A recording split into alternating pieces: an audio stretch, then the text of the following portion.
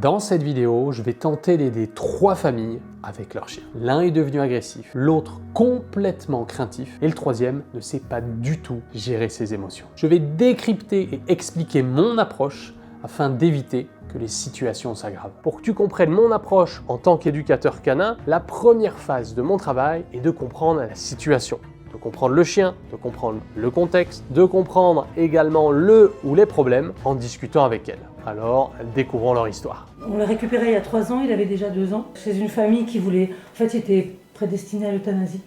Et donc, on avait vu l'annonce, il prenait trop de place, et il n'avait aucune éducation, forcément, et il vivait dehors. Il est incontrôlable. Hein. Ouais. Okay. Ouais, il gère pas ses émotions. Déjà, premièrement, big up, bravo pour l'avoir sauvé, lui offrir une meilleure vie. Suite à ça, vous vous êtes rendu compte qu'il était donc agressif vis-à-vis des autres chiens. Qu'est-ce que vous avez mis en place dès le début? Est-ce que vous avez attendu? Est-ce que vous avez essayé par vous-même? Non, j'ai pas attendu en fait. Quand on est rentré déjà le premier soir, je l'ai sorti. Il y avait un chien à l'extérieur, j'arrivais pas à le tenir, j'essayais avec il y avait un poteau, je l'avais enroulé avec le poteau, je m'étais mise comme ça et tout. Le pire c'est que les gens devant me disaient mais quand on maîtrise pas le chien on sort pas, déjà je venais juste de le récupérer et je me dis waouh ça va être chaud. De suite il faut un éducateur canin parce que j'y arriverai pas. La première éducatrice, elle disait qu'il fallait rien faire du coup, juste le laisser faire un peu ce qu'il voulait. Donc en gros, c'était s'il attaquait, il fallait lâcher la laisse. Oui, ouais, il fallait lâcher. Et vous l'avez fait ça? Et on l'a fait. Elle l'a fait. Ouais, elle l'a fait du coup l'éducatrice. Ouais. Donc combien de séances pour bien comprendre? 5. Comment vous êtes senti après, excusez-moi le terme, mais ce premier échec, puisque vous dites putain, je ferai quand même appel et vous avez dû payer, j'imagine. 50 € de l'heure, Voilà. 5 séances et je me suis dit j'ai perdu de l'argent et je suis pas plus avancée. Ensuite, il y a une autre éducatrice. Elle a dit moi c'est bon, votre chien, je peux rien en faire quoi. Et au bout de combien de temps elle a dit ça? Elle a quand même été patiente, elle a promené plusieurs fois, mais je voyais que ça devenait très tendu. Mais quelles étaient les méthodes du coup? Au moment où lui attaquait, qu'est-ce qu'elle vous disait de faire? Quand elle voyait qu'il y avait des chiens dans le secteur, elle faisait du repérage déjà.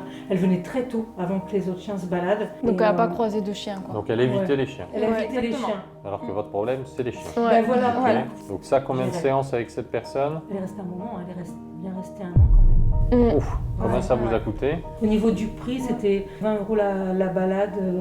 Et elle venait quoi, une fois par semaine? Non, elle venait tous les jours. Ça fait 400 le mois. Vous avez payé 4000 € de promenade sur une année? Ouais. En fait, j'ai pas osé faire le calcul réel parce que je me suis dit c'est l'horreur. Je lui dis bon, on va essayer avec elle en fait. Mais elle fait uniquement les balades pour me soulager quoi. Mais elle a arrêté de toute façon au niveau éducation parce qu'elle s'est rendue compte qu'elle n'arrivait pas non plus. Donc là, avec cette troisième éducatrice, combien de séances vous avez pu faire? Beaucoup là. Hein.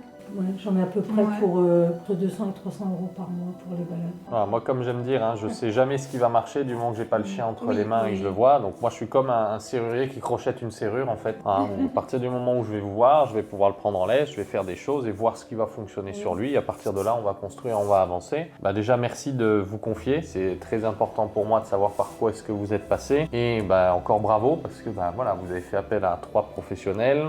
Beaucoup d'investissement, énergie, temps, argent et aussi émotionnel puisque au bout d'un moment, échec sur échec. On veut pouvoir baisser les bras, on se dit putain merde, le problème vient de moi ou c'est mon chien qui... Même là j'avais dit c'est bon, on arrête quoi.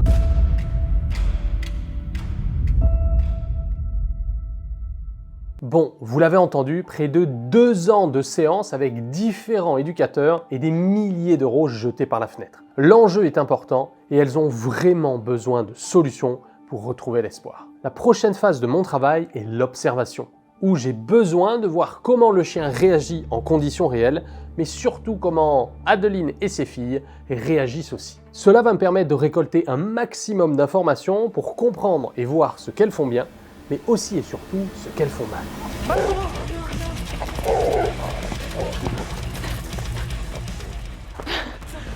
Doucement, doucement. Ça me fait mes muscles. Bakun, plus loin. Bakun, stop. Oh là là là là là là. On voit qu'elles sont vraiment en difficulté. Honnêtement, après toutes ces années, j'ai rarement vu des personnes qui devaient être à plusieurs à tenir la laisse. Là, tu le vois, carrément, ce sont ces 2 filles qui doivent tenir Bakun tellement il tire en laisse et il charge sur les autres chiens qui sont dans leur jardin.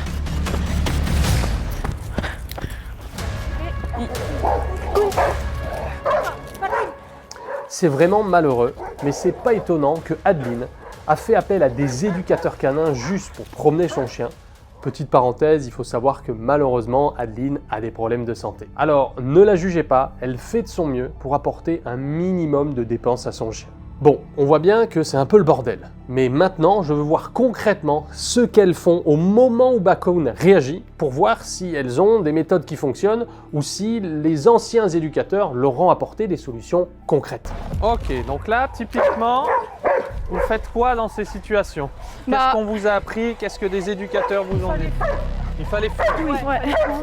Fallait éviter, fallait mieux aller dans le petit chemin là où il y avait personne à ce temps-ci. Donc la solution, c'est fuir. Ouais, Fuir, ou alors, c'était ce que vous avez dit, ouais. Mais ça, on est d'accord? Très attentif, Que vous regardez au loin. le faisiez déjà sans avoir payé quelqu'un. Exactement. Ouais, Comment vous vous sentez quand il est comme ça? paniqué un peu. Ouais. Surtout qu'on a moins de force que lui, donc... Bah, je le vois, hein, c'est assez impressionnant de nous voir toutes les trois tenir la laisse. Hein. Il y a un chien là-bas, c'est pareil. On peut aller le voir? Il le sait très bien, on peut y aller. Allez. Est-ce que vous avez déjà essayé à ce moment-là, ou les éducateurs hein, que vous avez vu, est-ce qu'ils vous ont déjà préconisé à ce moment-là utiliser un jouet, des friandises, Non, des une friandises. sanction, peut-être dire non? Prendre des friandises, courir avec le chien. Mais D'accord. comme lui n'était pas du tout gourmand, forcément on n'avait rien à faire donc ça ne marchait pas. Alors, vous faites comme d'habitude. On va d'habitude je cours. Bakun, viens.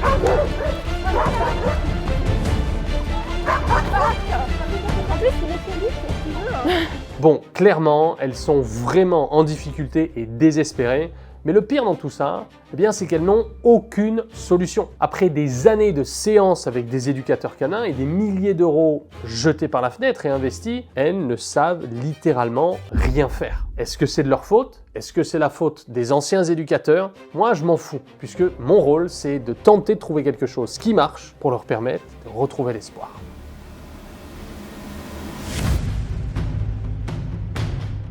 Donc je vais le prendre en laisse, je vais juste le présenter, prendre des friandises. On va voir comment il réagit avec les friandises. Il va les prendre peut-être maintenant, mais dès qu'on va s'approcher des chiens, il s'en fout. Hein. Dis donc, on est gourmand. J'essaie les Tu friandises. vois Hein. comment il cherche? Ouh. Qu'est-ce que c'est?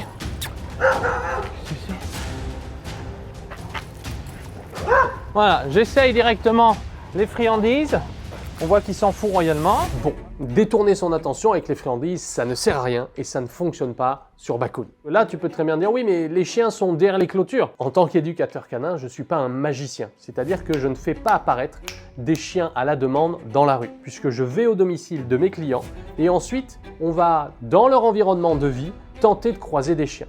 Et là, actuellement, pendant la séance, on n'avait pas croisé de propriétaires de chiens dans la rue qui promenaient leurs chiens. On a uniquement pu trouver des chiens qui étaient dans leur jardin. Wouh. Voilà, donc très souvent on dit qu'il faut détourner l'attention du chien. Bah, sauf que quand le chien veut choper l'autre chien, ça marche pas très souvent. Voilà. Les friandises, vous êtes bien gentils, mais dans ces cas-là, ça marche absolument pas sur Bakun. Donc on va tester autre chose, je vais tester les jouets. Alors, on va voir. Il aime les jouets qui se mordent ou pas? Oui. Oh, alors, allez go. Ah. Qu'est-ce que c'est? Qu'est-ce que c'est? Ouais, excellent. Très bien. Oh, qu'est-ce que c'est? Ouh là là, bravo ça. Pardon monsieur, on va pas rester longtemps.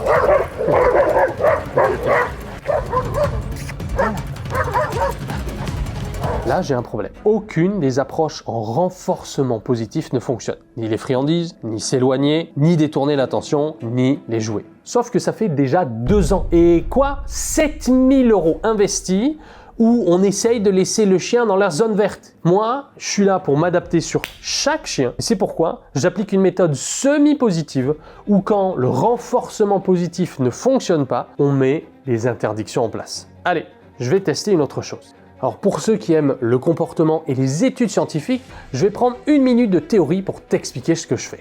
En fait, j'applique le conditionnement opérant, qui a été découvert par Frédéric Burrus Skinner, un grand comportementaliste, psychologue et scientifique américain, qui a fait des dizaines et des dizaines d'études scientifiques et des travaux sur ce qu'on appelle les lois d'apprentissage. Alors, les lois d'apprentissage, c'est quoi? En gros, c'est tout simple, ce sont des lois qui permettent de modifier un comportement, que ce soit chez nous, les humains, comme chez les animaux. D'abord, Frédéric Skinner, a testé sur des rats et ensuite sur l'homme. Il faut savoir qu'aujourd'hui, ces travaux et ces méthodes sont utilisés dans des cures de désintoxication sur l'homme, pour les personnes qui ont une addiction à l'alcool ou aux drogues. En plus, encore aujourd'hui, la majorité des psychologues appliquent et utilisent les méthodes et les travaux de Skinner. Du coup, c'est quoi sa découverte? En fait, il a découvert au travers de ce qu'on appelle la cage de Skinner, où il a mis un rat dans une cage avec 2 boutons. Le premier bouton déclenchait de la nourriture, donc une récompense. Le deuxième bouton déclenchait quelque chose de désagréable, donc une sanction, un choc électrique. Et après des dizaines de répétitions, il s'est rendu compte que 100% des rats arrêtaient d'appuyer sur le bouton qui déclenchait un stimuli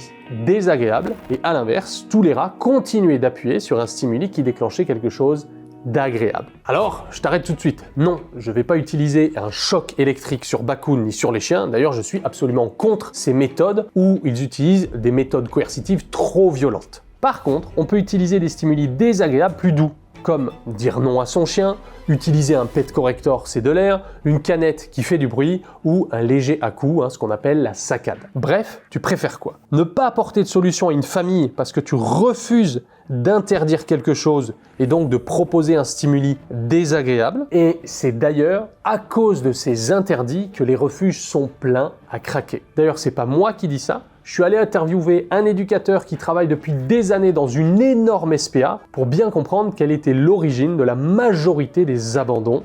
Écoute bien ça. Alors oui, moi je suis éducateur en refuge depuis maintenant 6 ans, dont 2 ans dans ce refuge-là. Et en effet, ce qui pose le plus problème dans les refuges et qui crée le plus d'abandon possible, c'est malheureusement trop de méthodes ultra positives avec des gens qui du coup sur des problèmes ne s'en sortent plus, ne savent plus comment gérer parce qu'on leur a pas appris à sanctionner le chien, on leur a pas appris à encadrer le chien. Donc pour l'instant avec Bakun, je viens de te montrer 3 choses. 1. Que le 100% positif ne fonctionne pas sur lui. 2. Que j'utilise des sanctions ou des interdictions qui sont basées sur des études scientifiques et qui sont basées sur des lois d'apprentissage. 3. Maintenant, on va voir si je dis des conneries ou si ça va permettre à Adeline et ses filles de retrouver de l'espoir et de l'harmonie avec leur chien. Allez, on va se rapprocher du chien derrière la grille. Cette fois-ci, je vais utiliser la canette, la secouer à côté. Si notre chien Bakun déclenche, on va voir s'il est réceptif à la canette. Mais il n'y a pas de chien, donc je ne sanctionne pas pour l'instant. Même s'il s'excite, je veux qu'il y ait le chien. On ira voir le malinois.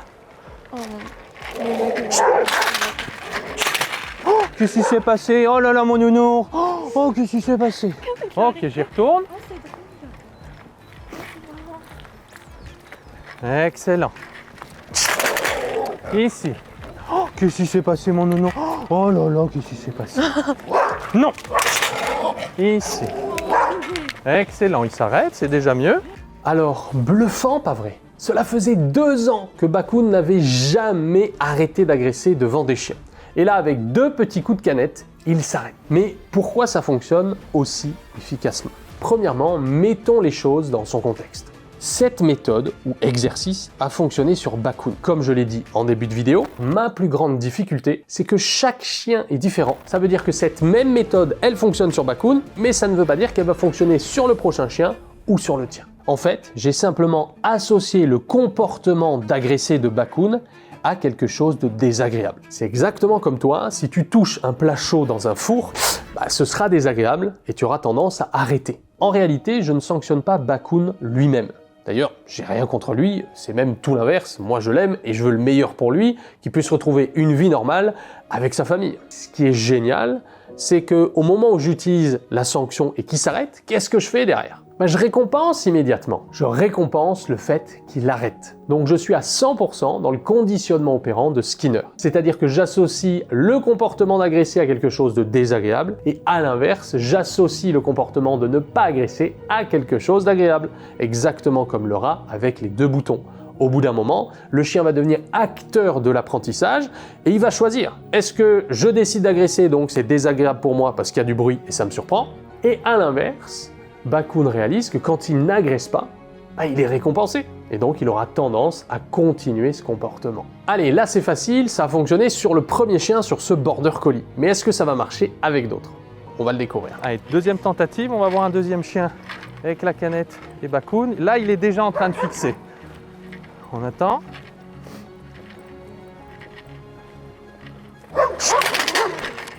Oh, ça Non. marche. Tu attends. Oui, ça le calme. Bonjour. Excellent. Ah, il peut y aller, mais c'est... Oula, c'est excité, non. Là.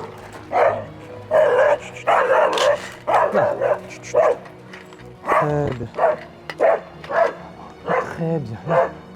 Ah, c'est Bonjour. bien. Excellent, ça. Ouais. Oui, je pense que ça l'a... Ah, ça marche. C'est l'autre chien en fait qui est agressif là. Oh, c'est pas Bakoun.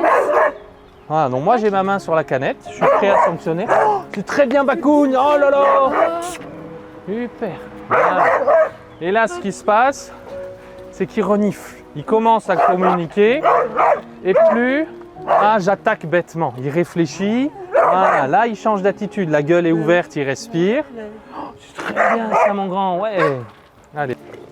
Là. Oh, c'est très bien ça. Ok, est-ce que ça c'était possible avant? Ah non, c'était Soit pas, à côté c'était pas d'un possible. chien. Non, on est scotchés nous. Ouais. Excellent Bakoun, ça bravo. À ce moment-là, tu peux penser que j'ai réussi, mais en fait, pas du tout. Parce que j'ai juste réussi une étape, celle de la démonstration, et ça a marché avec moi. Sauf que je m'en fiche royalement que Bakoun n'agresse plus avec moi. Ce qui compte, c'est que Bakoun n'agresse plus avec Adeline et ses filles. Donc maintenant, on passe à la prochaine phase de mon travail. La plus importante, c'est le coaching. C'est-à-dire apprendre aux maîtres, aux personnes, aux familles à appliquer les méthodes et qu'elles y arrivent à terme sans moi, car après la séance, je ne serai pas là et elles vont devoir continuer à promener leur chien et savoir quoi faire au bon moment. Excellent Maëva, fais-lui un câlin. Ouais mon doudou.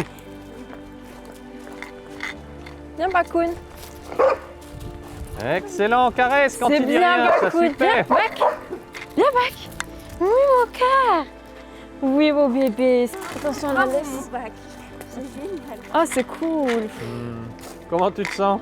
Ah, franchement, là, c'est plus agréable. Ouais. Il ose même pas le regarder. Bonjour. Excellent. Mon Maëva, très bien. bébé.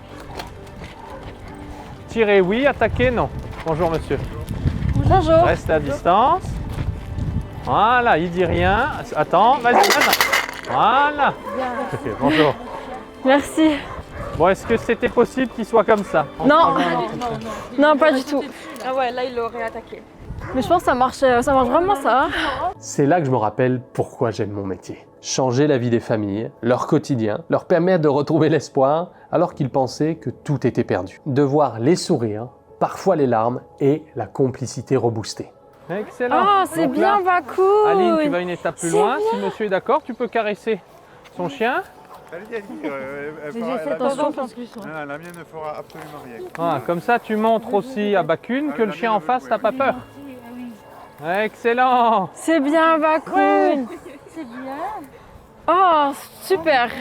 C'est comme quand on est parent, on aime son enfant. Mais si on passe sa journée à crier sur son enfant, à être tendu, Bravo. à être énervé, à être stressé, ben on n'a pas une bonne relation. A l'inverse, quand il y a du calme, quand il y a de la sérénité, tout le monde est gagnant. Bakoun va pouvoir retrouver et avoir de vraies promenades. Des promenades plus longues, des promenades plus agréables, des promenades différentes, pas juste enfermées autour de chez lui. Et pour Adeline et ses filles, ce sera de l'harmonie et du bonheur chaque jour de pouvoir repromener Bakoun. Et c'est comme ça qu'en tant qu'éducateur canin, je change et je sauve des vies. Bravo Bakoun. Franchement, c'est bien, mon bébé. Oh, je suis fière. Bon, on a trouvé quelque chose qui marche. Ouais, ça marche. Oh là là, il est génial. Oh. Oh, bah tu pleures, maman. Ça vous fait quoi, Aline? C'est un soulagement en fait. C'est-à-dire Oh. Mais ça fait trop longtemps qu'on attend. Je croyais qu'elle allait se faire. Mais si, vous avez cru en lui et regardez, il vous le rend. Hein. Et ben, ça Bravo. va devenir le- Qu'est-ce que vous vous dites là? Quelle émotion vous avez? Il n'y a pas que de l'émotion. Non, mais c'est toi. J'aime pas voir quelqu'un pleurer. Ça me fait pleurer à chaque fois. Maëva, tu te dis quoi? Bah, enfin, on va pouvoir le promener. En plus, j'ai plein de projets d'aller à la montagne avec lui, mais je pouvais jamais vu que. Donc, j'espère que ça va fonctionner et tout, mais ça a l'air là en tout cas. Parce que ça fait des années qu'il est qu'on peut pas le gérer, et là, le fait de le voir comme ça. Ça fait Ouais. des années qu'on essaye, comme on vous dit. Il y a eu quand même plusieurs éducateurs qui sont passés et rien n'a fait, j'y croyais plus quoi. Et vraiment, c'était bienvenu.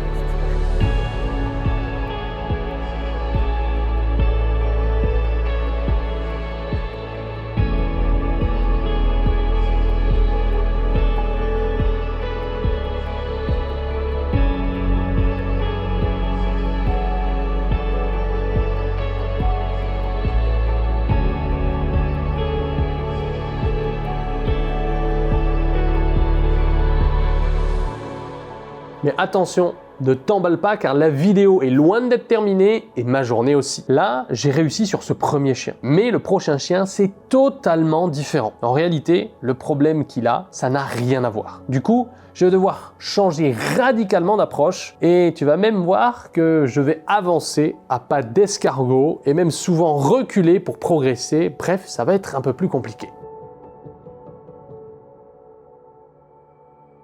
Ma prochaine séance est avec Laurence et Topaz, un bouvier bernois totalement craintif et paniqué de l'homme. Une chienne qui a peur de l'humain, qui fuit dès qu'on s'approche et qui panique assez rapidement. Donc pour te dire, je sais immédiatement que l'approche avec les friandises ne va pas du tout marcher. Car plus un chien est stressé, moins il va prendre la friandise, donc je vais galérer encore plus. Et tu vas le voir sur ces images. Ok, maintenant tu connais mon approche et mon protocole. La phase 1, c'est la phase de compréhension où je vais discuter avec Laurence pour en savoir un peu plus sur Topaz, sur ce qui s'est passé, sur ce qu'elle a essayé pour pouvoir l'aider au maximum.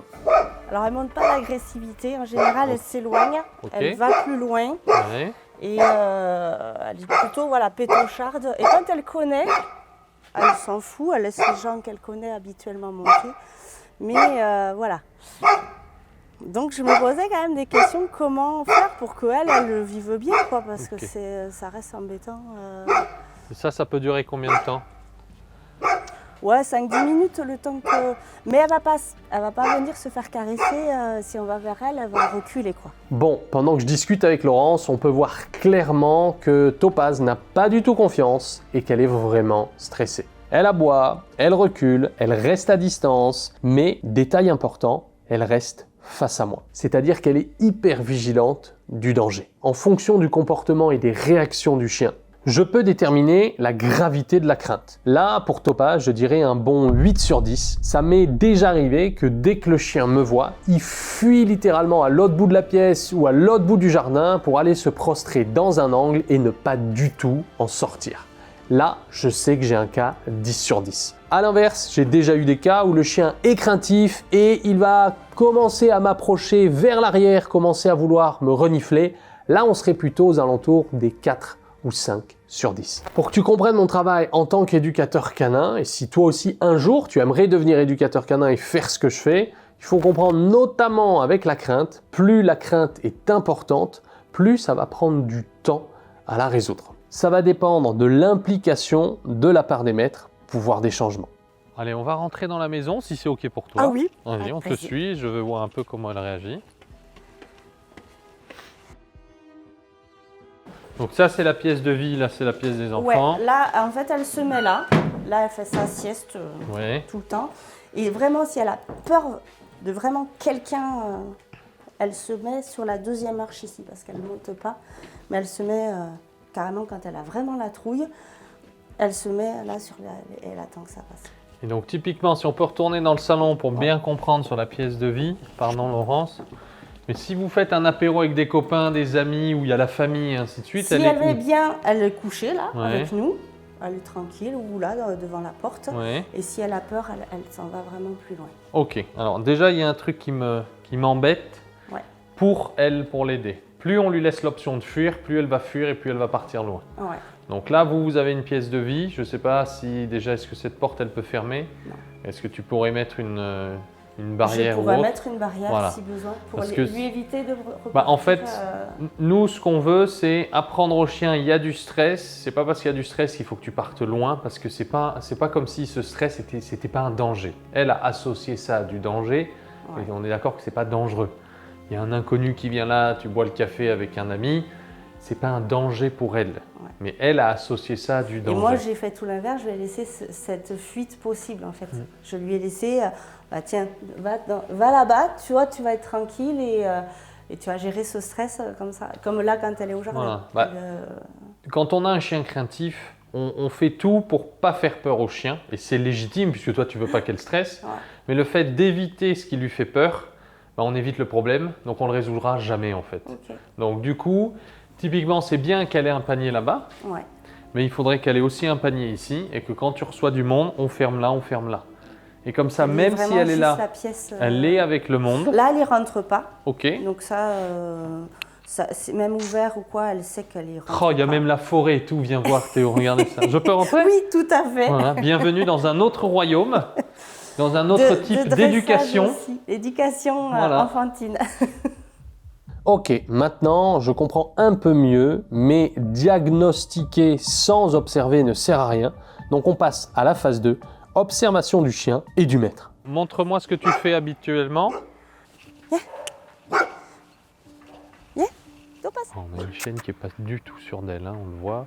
Elle est en retrait. Elle n'est pas confiante, elle n'est pas à l'aise. Ah, elle part tout de suite à distance. Topaz. Ok, donc en gros, quand tu reçois des amis, du coup, qu'est-ce que tu fais en général, Laurence? Après, moi, elle reste et puis elle se met en sécurité dans son coin. Et après, petit à petit, en fait, elle revient vers nous et elle va venir sentir et voir si il y a danger, pas danger. Et surtout, si on ne vient pas trop vite vers elle et trop...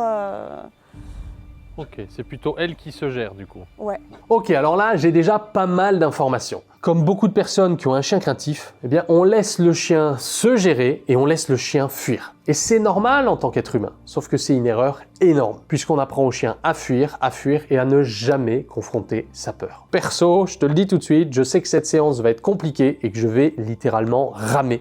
Je vais avancer millimètre après millimètre, mais c'est pas le pire, parce que si je me trompe, si je fais un mauvais exercice, notamment avec les chiens craintifs, je vais faire régresser le chien très rapidement. Donc c'est une séance très sensible et je dois prendre énormément mon temps pour progresser à vitesse d'escargot. Quand le chien est gourmand, c'est forcément plus facile et plus rapide pour m'associer à quelque chose d'agréable.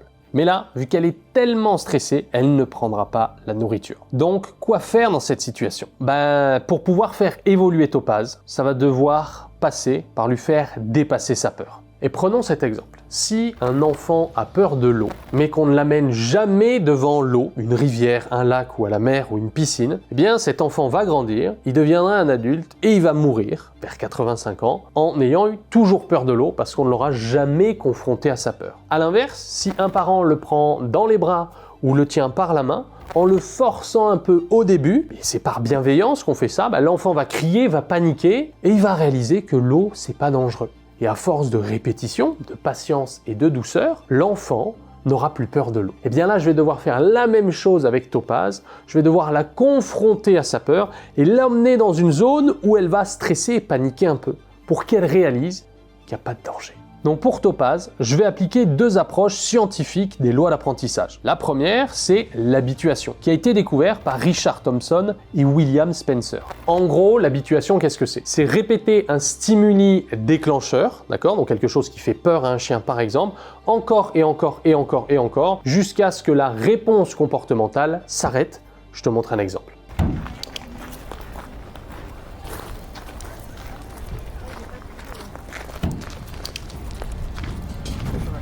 Tu vois, sur ces images, le chien avait peur du bruit directement sur la voiture, donc j'ai répété par habituation, encore, et j'ai fait un petit peu aussi de désensibilisation, je te l'explique dans un moment, et on voit que le chien a pu progresser. Et la deuxième approche ou loi d'apprentissage que je vais tester, c'est encore une fois des travaux scientifiques, a été découvert par Jan Pavlov, c'est le conditionnement classique, et moi j'en prends un dérivé, c'est la désensibilisation. Donc la désensibilisation, qu'est-ce que c'est? C'est le simple fait d'associer quelque chose de désagréable, donc qui fait peur, à quelque chose d'agréable. Regarde cet exemple.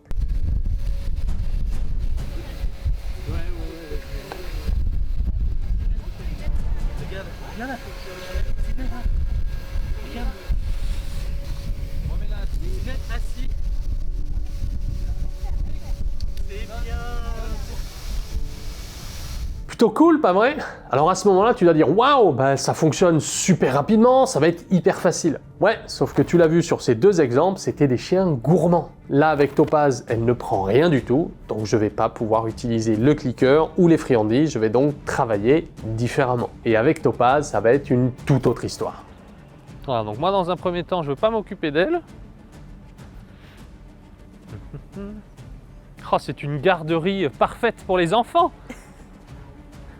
Là, ce que personne ne voit, c'est que ma posture corporelle est primordiale. Je ne dois pas regarder le chien, ni être face au chien, ni avancer vers le chien. Je suis vraiment de profil, je m'éloigne du chien, je n'ai aucune intention de vouloir la caresser, mais en faisant ça, ça va durer des plombes, donc je vais devoir tester d'autres exercices pour accélérer. Du coup, je vais demander à Laurence d'intervenir pour essayer autre chose. Tu vas venir à côté d'elle. Je t'en prie, Laurence. Topaz, viens. Ah, lui parle pas, va juste vers elle et tu te mets à côté d'elle. Tu la tiens au collier si elle en a un. Ok. Elle a son collier sur elle? Ouais. Ouais. On pourra récupérer sa laisse? Oui. Ouais. Tu peux aller la chercher, Romain? Allez. Ah, donc on a une chienne qui est vraiment craintive, hein, vous le voyez.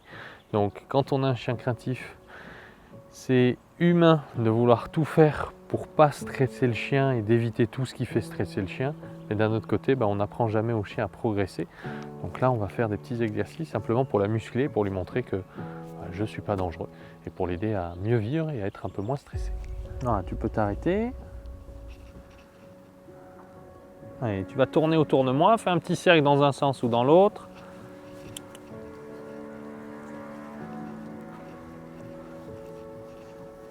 Ah, et dans l'autre sens, essaye de la voir à l'intérieur du cercle, si elle peut. Ok. Et on va marcher ensemble. On avance, on va jusqu'au mur en face. Très bien, ma puce, super. Oui. Très bien. J'ai vu des petites crottes, c'est pas elles? Qu'est-ce que c'est? C'est des chats? C'est des poules? Les poules. On a essayé d'enlever ce qu'on pouvait. J'étais là, mais ça ne peut pas être un bouvier vernois. On a les poules en liberté en fait. Ok.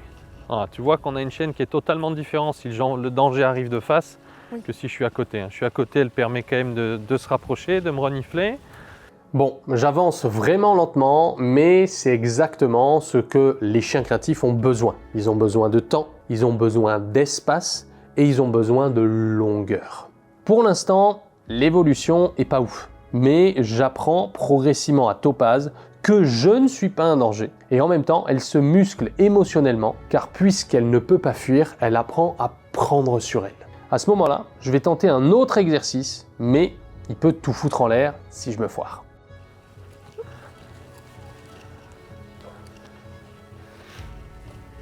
Et on s'arrête.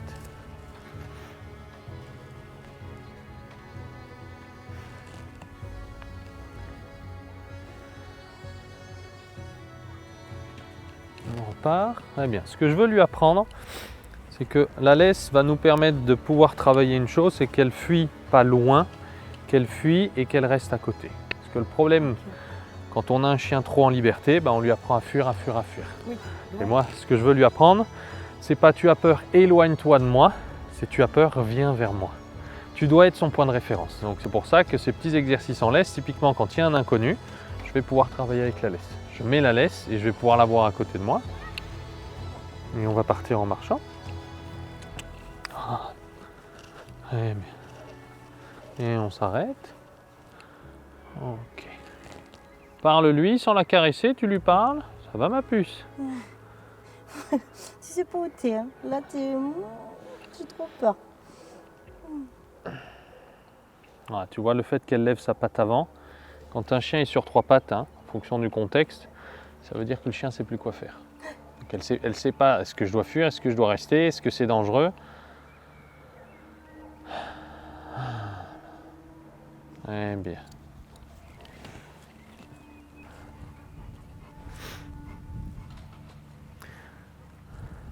Comme.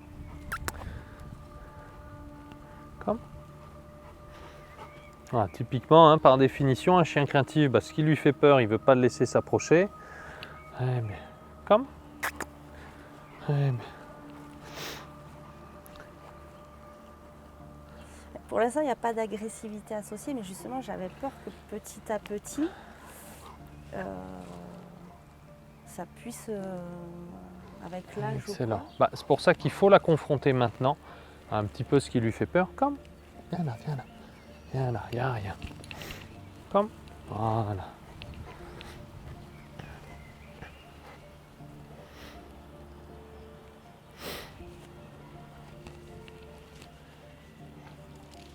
Pardon ma puce. Très bien. Alors Rome ne s'est pas construit en un jour. Et c'est pas en 2 exercices que je vais passer d'une chienne ultra craintive à une chienne détendue, joueuse, qui va vouloir faire des câlins avec des inconnus. Bon, on change un peu pour varier, on va passer à des exercices dans la maison. Ok, remets la laisse. Et tu vas lui demander de se coucher. Elle sait se coucher? Oui. Allez, c'est parti, on va voir le coucher. Assis, là. On passe par le assis pour avoir le coucher. Ouais. Étape 1, bah, c'est pas grave. Bon, allez, couchez. Voilà. Et ensuite, tu lâches ta laisse au sol, tu mets les pieds dessus, Oh, pardon. remets-la coucher. Allez, couchez. Voilà, et tu mets les pieds dessus. Donc là, typiquement, il y a un inconnu qui lui fait peur ou dont elle a peur. Je veux que tu lui habitues à être aussi à côté du danger. Parce qu'au fur et à mesure, bah, nous on va être là, on va boire le café, ou on boit l'apéro, peu importe où on est là. Il faut que tu l'habitues à être à côté de ce qui peut lui faire peur. La laisse va te permettre d'avoir le pied dessus. Si tu te lèves pour aller chercher un truc, bah, soit tu laisses la laisse ou tu l'enlèves, mais tu vas la récupérer et tu la remettras ici ou dans la pièce. Mais simplement ça, on est en train de lui apprendre à ne pas fuir en fait. Voilà. Et moi, le fait qu'elle soit là et Là, que... là c'est bon, là, t'as accepté. Tu Voilà. lui fais pas peur. Donc pour l'instant, Pas plus que certains. voilà, remets-la coucher tout simplement. Ah, vous voyez, je fais une petite erreur avec elle à ce moment-là. Je la regarde beaucoup dans les yeux. Donc un chien craintif, vu qu'il a peur, bah, il va regarder énormément ce qui lui fait peur. Si moi, je fais que la regarder dans les yeux, ce qui est un réflexe humain, elle va se dire merde, il me regarde, oh putain, ça peut, et elle part. Donc quand on a un chien craintif, je vais éviter de trop la... Je peux la regarder elle.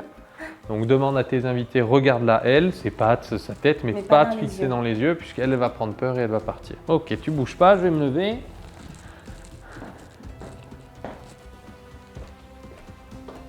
Les gens nous prennent pour des fous, on fait des exercices. Oh, dis donc, pour la gazinière, pas mal la protection pour les bambinos. Obligation. Moi, si la PMI regarde, je suis dans les règles. Tout est légal ici, messieurs, dames. Tout est aux normes. Allez, récompense, elle n'a pas bougé, super.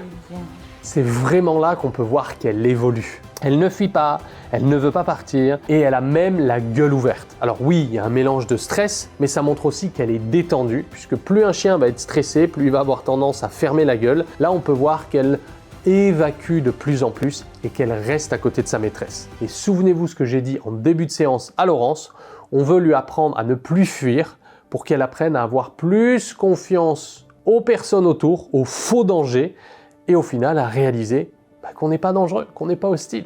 Bien sûr, et évidemment, Laurence va devoir répéter encore et encore et encore ces exercices et développer les bons réflexes quand il y aura du monde à la maison à chaque fois. Au fur et à mesure et avec de la patience, de l'amour, de la répétition et de la persévérance, Topaz aura de moins en moins peur des inconnus. Maintenant, qu'en pense Laurence? Est-ce qu'elle n'est pas trop bouleversée par le fait que j'ai dû apprendre à Topaz à confronter sa peur? Bon, ça t'a plu? Ah super, ah super. Non, parce que j'ai vraiment pris conscience qu'il y a des choses dont j'en suis responsable. Ça, c'est sûr qu'en voulant faire tout l'inverse, ce truc de fuir vite, ça sonne, c'est moi qui la guide en plus vers cette fuite. Donc ça, plus le fait qu'elle soit déjà craintive, ça n'aide pas. Bon, tu l'as vu, j'ai avancé à petits pas, mais avec les bons conseils et les bons exercices, on peut voir une évolution. Mais être éducateur canin, c'est savoir gérer toutes les situations face à tous les chiens et tous les problèmes. D'ailleurs, pour être éducateur canin, il n'y a pas de prérequis à part être majeur. Et comme tu l'as vu, il suffit d'avoir une voiture pour aller à la rencontre des gens avec leurs chiens. Donc sache que si toi aussi tu as une passion pour les chiens et que tu es vraiment déterminé pour te former afin de devenir compétent et pouvoir aider les gens avec leurs chiens, tu pourras devenir éducateur canin. Ça va te demander de la pratique, du temps, de la persévérance, d'accepter de faire des erreurs, mais toi aussi, à ton tour, à ton échelle, dans ta région, tu pourrais changer la vie des maîtres en difficulté et sauver la vie de nombreux chiens.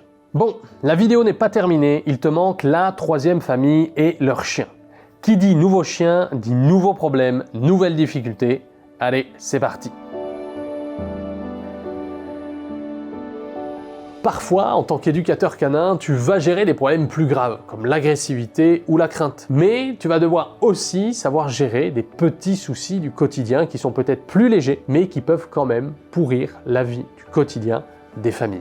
Là, je pars à la rencontre de Hulky, un golden un peu foufou qui ne sait pas du tout gérer ses émotions. Du coup, il saute beaucoup, il mordit énormément et son maître Andrea ne sait plus quoi faire. Bon, maintenant tu me connais, la phase numéro 1 c'est la compréhension. Je vais un petit peu discuter avec Andrea afin de mieux comprendre la situation, Hulky, les soucis et ce qu'il a déjà tenté de mettre en place. En fait, 90% du temps c'est un pâteau. Ok. C'est un golden. Mais les 5% du temps où il a son pic d'excitation, en fait, bah, il fait que ça. Et donc c'est mordiment et mordiment, mais des fois c'est pas de l'attaque, c'est du mordiment, mais un peu plus fort. Ah. Un peu plus fort. Et donc typiquement c'est suite à quoi? Est-ce que c'est il voit un truc, par exemple un chien il s'excite et donc là il se retourne sur vous par excitation?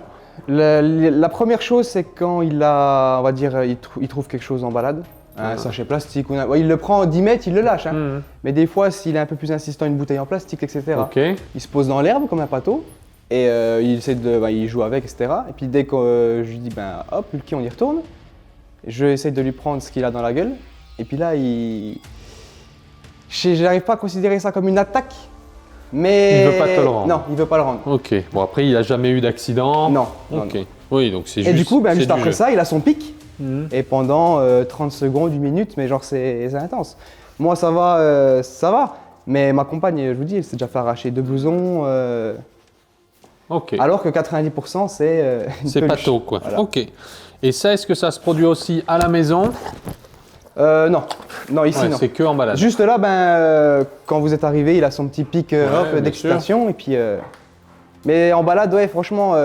il l'a fait, quelquefois il n'a rien fait, mais 8 fois sur 10 il le fait. Hier il l'a fait 3 fois quand j'ai emmené un balade. Ok. Bon, c'est très clair tout ça, maintenant passons à la phase 2, observation. Comment vous gérez le problème aujourd'hui? Moi j'arrive à le prendre par le collier comme ça, à le maintenir comme ça au sol. Oui, là en fait il veut jouer, mais des fois quand il est en plein pic, il a presque les yeux rouges, il a le cœur qui tape. En fait, moi j'arrive à le maintenir au sol avec son collier et puis je le fais se calmer doucement et puis au bout d'1 minute, je sens que son cœur tape moins, ça redescend. Je relâche doucement le collier. La plupart du temps, je retire. En fait, je sens que la vague est passée. Et puis après, je remets la laisse et puis on repart. Est-ce que tu as fait des séances avec un éducateur? Vous l'avez éduqué? Ok. Typiquement, c'est combien de séances? À partir de quel âge? On en a fait à partir de 6 mois. Ouais, super. On en a fait, je dirais, 6-7 séances. Ok. Et donc, c'était pourquoi? Pour les bases. Parce que voilà, au début, on s'est retrouvé un peu dépassé. Et du coup, on s'est dit, on va prendre les choses en main avant que ça soit trop tard. Oui. Petite précision, il n'y a pas de... C'est trop tard dans l'éducation d'un chien, d'accord? Tous les chiens s'éduquent de leurs 2 mois jusqu'à 10 ans et plus. Si vous avez des problèmes, faites-vous aider, démarrez maintenant. Plus vous allez attendre, plus les problèmes vont s'intensifier, plus ça va devenir grave. Let's go!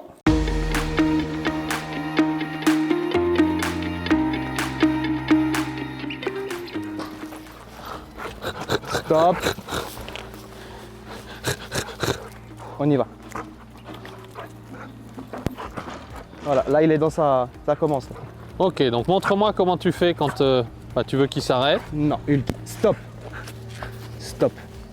Tu t'arrêtes, on se calme. Doucement. Doucement. Doucement. Fais rien. Doucement. On se calme. On se calme. Doucement. Ok, go. Allez, je te laisse continuer. Allez, donc critiquez surtout pas Andrea, sa méthode de tenir le collier, de le mettre au sol pour le canaliser, c'est comme ça que lui, il gère aujourd'hui. Alors il est très doux, il est très calme, donc c'est très bien, mais on va lui apporter d'autres solutions, puisqu'il est encore ado, Ulki, donc il va grandir, il va prendre de la force. Il y a d'autres solutions, et surtout, ça ne corrigera pas le problème de fond de l'excitation. Mais je vous dis, 90% c'est comme ça, et puis il a son pic. Il a son pic. Voilà, oui, tous les petits papiers, les choses comme ça. Ah, voilà. Je la connais, je la connais. Je suis un golden. Voilà. Des fois, il le garde 5 minutes, mais là, ça se trouve dans 10 mètres, là, hop, il le lâche. Pour tous les habitants du quartier, vous pouvez applaudir Ulki parce qu'il nettoie. D'accord, il y en a qui jettent et Ulki nettoie. Exactement. C'est très bien. Ok, bah écoute, pas plus. On va pouvoir rentrer à la maison. C'est bon, j'ai plein d'infos.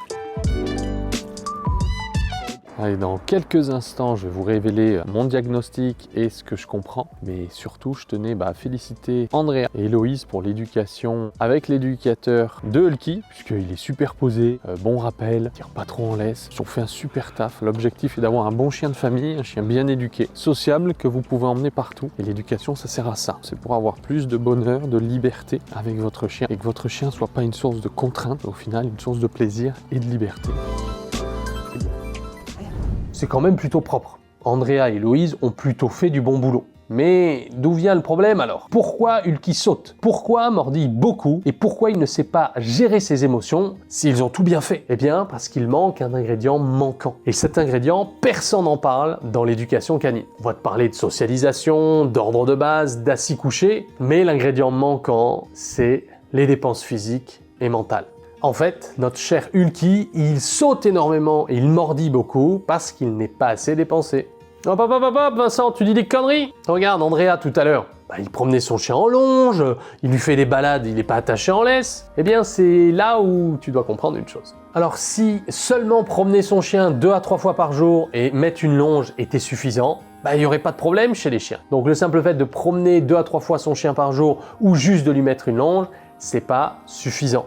Du coup, je vais montrer à Andrea des exercices pour dépenser et fatiguer notre cher Ulki. Donc, on passe à la phase 3, démonstration. J'aime beaucoup dire que soit on utilise l'énergie d'un chien, soit on lutte contre l'énergie d'un chien. Et lui, typiquement, on est son thug vivant. On est un jouet pour lui. Pourquoi? Parce que, les Golden ont besoin d'avoir des trucs en gueule. Lui, aujourd'hui, il y a plein de jouets là-bas. Vous en avez à peu près 300, donc c'est cool. Mais pourquoi les jouets sont pas intéressants? Parce qu'ils ne sont pas vivants, donc il n'y a aucun intérêt. À l'inverse, pourquoi un chien va s'intéresser à un jouet? Parce qu'on va avoir une interaction avec lui et le jouet, d'accord? Donc on va faire des petits jeux pour lui apprendre à choper les jouets et pas nous choper nous. Et on a un chien qui n'est pas assez stimulé dans le jeu, donc soit tu le stimules sur ses jouets et il te laissera tranquille, soit tu le stimules pas avec ses jouets et tu deviendras son jouet. Ok? D'accord. Donc on va faire plein de petits jeux. J'imagine qu'il est certainement gourmand. Vous pourrez manger 24 heures sur 24.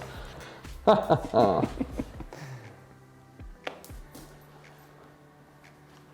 Ok, donc je vais faire un petit jeu avec lui pour qu'il apprenne à canaliser son énergie. C'est l'exercice de la tortue que j'aime bien faire. Donc je mets des friandises sous ma main. Il va m'exploser avec ses pattes ou les dents en général. Donc le chien va essayer d'attraper ce qu'il y a dessous. Dès qu'il est calme, je vais lui en donner une. Hop, voilà, dès qu'il ne veut plus l'attraper. Hop. Ok.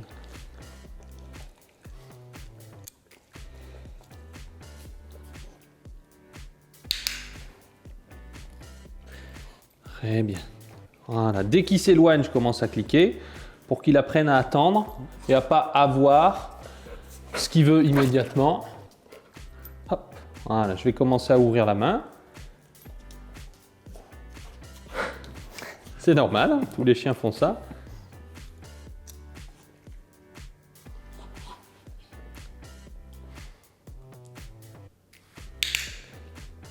Très bien, mon grand. Super. Hop. Et je vais lui apprendre ce qu'il n'a pas le droit de le prendre. Après, j'enlèverai ma main et ainsi de suite, progressivement. Il faut être plus rapide que tu. Très bien.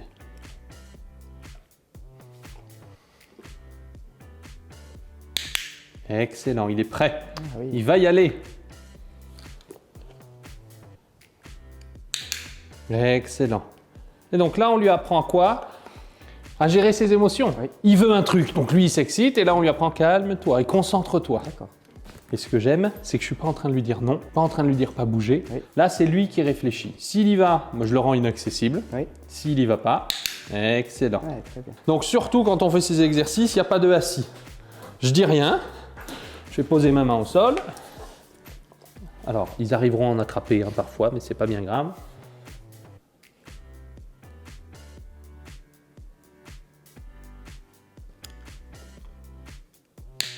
Excellent. Et donc je lui donne dès qu'il y va pas en fait, dès qu'il attend. J'ouvre et après le but va être d'ouvrir de plus en plus. Ah, excellent. Et donc maintenant on va augmenter la difficulté. Je vais le faire s'éloigner et je veux qu'à terme il revienne, il touche pas. Donc au début je suis obligé de mettre ma main. Oui. On va répéter plusieurs fois et tu verras que le chien s'arrêtera à terme. Ça c'est mon pouce. Lécher, ça va. Donc tu vois, dès qu'il y va, Oui. je dis surtout pas non en fait, je veux que de lui-même il apprenne. Bon, même si il la chopera, au bout d'un moment ils attaquent, hein, ils chopent. Hop, voilà, ils prennent d'un coup, on perd, c'est pas grave, c'est rigolo, quoi. Et on va répéter plusieurs fois. Excellent Hulky, bravo. Va chercher.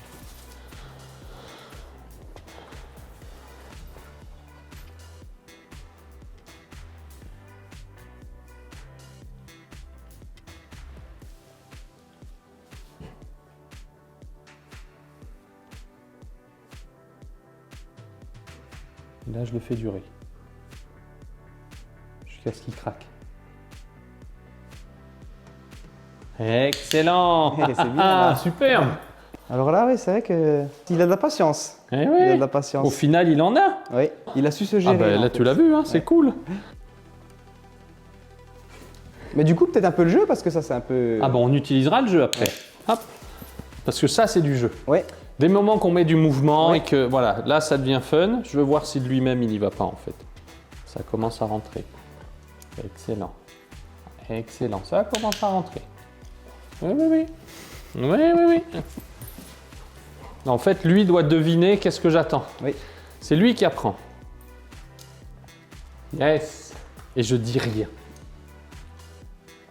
Allez, bingo. Wouhou. Ah, c'est vrai que c'était impressionnant, l'exercice. Bon, c'est plutôt cool ces exercices. Tu peux voir des petits exercices fun et ludiques à la maison pour dépenser son chien mentalement et physiquement. C'est plutôt sympa. Maintenant, on a un problème. Bah, ça a marché avec moi. Sauf qu'on s'en fiche que ça marche avec moi. Est-ce que ça va marcher avec Andrea? C'est parti, tu connais maintenant mon protocole. On enchaîne la phase 4, la phase 2, coaching. Ça, c'est pour lui apprendre à se canaliser de plus en plus. D'accord? Donc, c'est pas ce qu'il faut faire au moment où il saute, c'est pas ce qu'il faut faire au moment où il mordille, mais tous ces exercices-là vont diminuer ses sauts et vont diminuer les mordiments parce qu'on lui apprend à gérer ses émotions. D'accord? Ce qu'on appelle les autocontrôles. Oui. Alors, attention, tu l'as mis assis. Oui. Marche, marche, viens vers moi. Je veux pas qu'il s'assoie, je veux pas lui dire assis. D'accord. Qui s'assoit, Ah oui, qui reste debout. faut pas que je lui parle. Voilà, toi, tu lui dis rien. Voilà. T'as pas le droit de dire non. Et tu attends. Excellent, on relève la main. Referme au besoin. Relève et donne-lui en une. Tu peux lui en donner une. Très bien. Voilà. Excellent. Et tu peux lui en donner une. Très bien. Prochaine fois, tu la jettes. Tu la jettes dans son dos. Voilà. Excellent, donne. Ouais. Voilà, prochaine fois, tu jettes.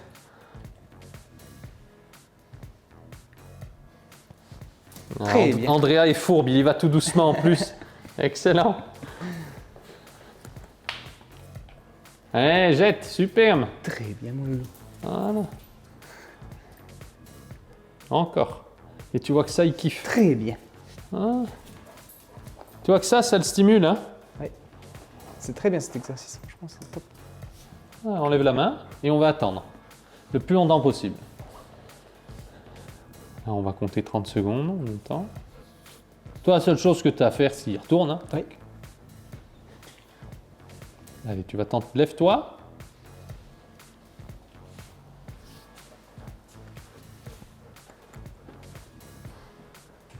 Et regarde, là, il regarde qui? Toi. Fais attention, sois prêt à sauter. Allez, tu vas récupérer, tu jettes. Très bien, mon loulou. Ouais, dans ces cas-là, moi je fais un vol plané, je cours, comme ça.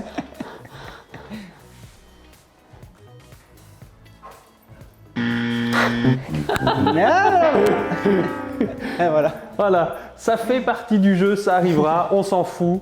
Allez, on reste une dernière fois, on finit juste sur une victoire. Relève-toi, on va voir s'il s'arrête avant. Attention, attention, attention. Ah yes! C'est bien. Yes, et jette. Voilà.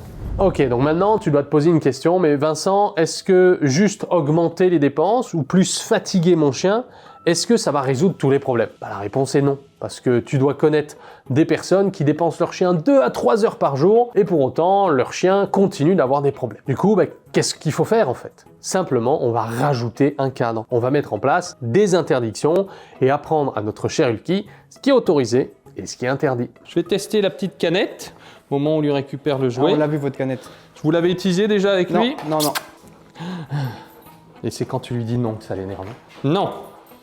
Voilà, on va voir. Là, à ce moment-là, il va s'exciter. Oui, exactement, voilà. Et quand tu lui tiens le collier, il va montrer les dents. Oui, exactement. Non. Je fais exprès de lui redire non. Non. Non. Non. Et surtout, faut pas reculer. Parce que plus tu vas reculer, plus lui, il va reculer, il va avancer vers toi. Oh, qu'est-ce qui s'est passé? Oh, c'est pas moi. Moi, je suis gentil. Oh, qu'est-ce qui s'est passé? Oh là là. Moi, je suis gentil. D'accord? La méchante, c'est la canette. Oui. Et on lui fait croire Oui. que c'est tombé du ciel. Ok. Mais qu'est-ce qui s'est passé? Fais-lui un câlin aussi. Hein. Mais qu'est-ce que c'est? C'est rien du Donc, tout. si tu veux, pourquoi est-ce que j'utilise des bruits? Parce que les chiens associent tout ce qui est court, les bruits courts, à un danger. Les meilleurs exemples pour eux, les chiens sont à nature, hein, on s'imagine avant, et qu'il y a une brindille qui casse. C'est un prédateur à côté, c'est un danger. Donc, ils sont hyper sensibles au bruit. Et je préfère utiliser des bruits, parce que le chien est surpris. Et regarde. Et c'est tout de suite, il est tout de suite redescendu. Donc tout de suite après, moi je suis cool avec lui, hein. Je lui montre que c'est pas moi et ainsi de suite. Et attention après, je ne le menace pas avec la canette. Oui. Le but est de le surprendre. Oui, c'est pas une menace. Voilà. Ok. Donc en gros, quand tu as des invités, tu peux l'avoir ici et je t'encourage à l'avoir là. Tu vois, tu en as une ici, tu en as une dans la cuisine, tu en as une que tu pars en balade. Si tu l'utilises, au début, vous pouvez l'avoir en laisse Oui. ou je vais être devant lui D'accord. pour lui apprendre à reculer et à rentrer dans la maison. Et à pas sortir Ouais. de la maison parce que lui il va avoir peur, Ouais. il traverse la route, en plus il y a la route juste devant, d'accord? Donc vraiment attention sur ça. Même chose quand on est à côté d'une route, pour si un jour tu le promènes sans laisse, je fais toujours attention parce que ça fait un bruit, c'est Ouais. des êtres vivants, Ouais. ils peuvent être surpris, il peut s'éloigner, D'accord. donc on fait toujours attention à la sécurité. Ok. Franchement, ça peut être quelque chose d'intéressant parce qu'on a vraiment vu que ça l'a calmé. C'est vraiment pas mal. Voilà, donc attention, la canette ne doit pas remplacer tout ce que je t'ai montré avant. Oui, oui, ok. C'est parce que ses besoins ne sont pas comblés. Ouais, Là, je sais qu'il y a des gens qui vont se dire « Ah cool, il y a la canette, donc j'ai plus que ça à faire, j'ai plus besoin de balader mon chien, il faut plus que je… » Non, c'est un outil, c'est pas une finalité, d'accord? Donc ça veut dire qu'il faut jouer plus avec lui, il faut faire ses petits exercices avec les friandises, on le stimule d'un côté, mais on interdit aussi de l'autre. Interdire permet aussi de retrouver l'harmonie quand tout le reste n'a pas fonctionné. C'est très bien tout ce qu'on a vu, mais Andrea, qu'est-ce qu'il a pensé de la séance? Ça lui a servi? Il s'en fout? Ça a été utile? On va voir. Allez, Andrea, ton retour sur la séance? Super expérience. Franchement, déjà extrêmement content de vous avoir rencontré. Ouais. Et ensuite, ouais, on a appris plein de choses. Après, on a encore beaucoup de choses à apprendre, mais on a appris plein de choses pour pouvoir contrer un petit peu ces petits problèmes d'Ulki. Et on espère que ça va aller de mieux en mieux. J'ai remarqué quelque chose qui m'a tilté, on va dire, c'est la récompense. Ouais. Moi, je pense que je le récompensais vraiment pas assez. Ouais. Vraiment pas. Et ensuite, vraiment essayer de jouer aussi également avec lui en balade, parce que la balade, exactement, c'est pas que la balade. Et là, je me rends compte aussi que ça fait presque 1 heure qu'on est ensemble, il a presque encore de l'énergie, donc ça voulait vraiment dire qu'il devait canaliser quelque chose et puis essayer de tout extérioriser sur nous, quoi. Il évacue sur vous, hein, de fou. Hein. Tu vois que là, il vient de se poser à l'instant, Ouais. mais il était encore plein de balles. Hein. On est reparti en balade et justement, moi, j'avais dit à Alexandre, à mon avis, il va rien se passer, il est mort. Et au final, C'est reparti, c'est reparti. Donc tu l'as vu, pour aider une personne, la première des choses que je fais à chaque fois, c'est déjà de comprendre leur situation en discutant avec eux. Deuxièmement, je vais observer pour voir le chien, comprendre le chien dans les conditions réelles et surtout ce que font les maîtres et toutes les conneries ou les erreurs qu'ils ont tendance à faire. Troisièmement, c'est là où c'est difficile pour moi, c'est la démonstration. Je vais prendre le chien en laisse, tenter de trouver ce qui fonctionne et la partie la plus importante, retransmettre les méthodes qui ont fonctionné sur le chien pour que les maîtres et les familles puissent être capables de le faire sans moi. Si tu sais maîtriser ces 4 phases, alors tu pourras aider n'importe quel maître et n'importe quel chien dans ta ville et dans ta région. Du coup, le métier d'éducateur canin, c'est des rencontres canines, mais surtout des rencontres humaines, avec des personnes et des familles qui veulent le meilleur pour leurs chiens. Et c'est tous ensemble que nous pouvons œuvrer pour sauver les chiens de l'euthanasie et de l'abandon. Car oui, moi je vous parle de méthodes, d'exercices, de lois à l'apprentissage, mais le plus important dans tout ça, c'est l'impact. À quel point on peut changer la vie d'une personne, d'une famille et d'un chien. Car être éducateur canin, c'est être au service des autres.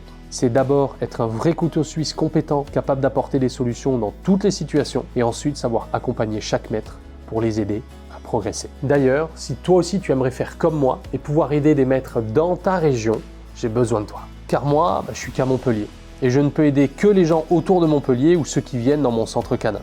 Mais je ne pourrai jamais aider les gens dans ta région ou dans ton pays. Alors, si tu es vraiment motivé et déterminé à te former pour devenir éducateur canin, je t'ai préparé une masterclass gratuite de 15 minutes où je t'explique comment toi aussi, tu peux devenir un sauveur de chiens formé à la méthode EducDog et comment pouvoir intégrer ma formation et mon académie pour devenir éducateur comportementaliste canin. Le lien est sous la vidéo. Merci d'avoir regardé cette vidéo. Et on ne l'oublie pas, EducDog, c'est deux choses. Les éduquer, c'est les aimer. Et surtout, les éduquer, c'est les sauver.